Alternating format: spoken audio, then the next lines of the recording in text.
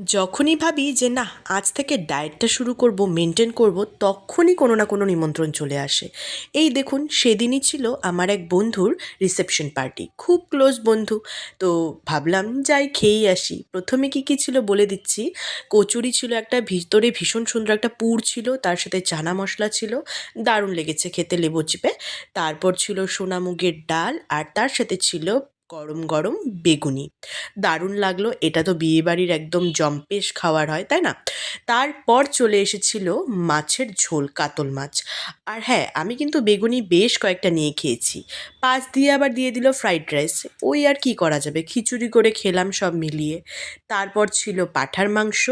আসলে মাটনের ঝোলটাই আমি পছন্দ করি, মাটনটা তেমন একটা পছন্দ করি না। তারপর খেলাম চাটনি, দারুণ লেগেছিল খেতে। আর তারপর সেই দই, আর তার সাথে দিয়ে দিয়েছিল মিষ্টি।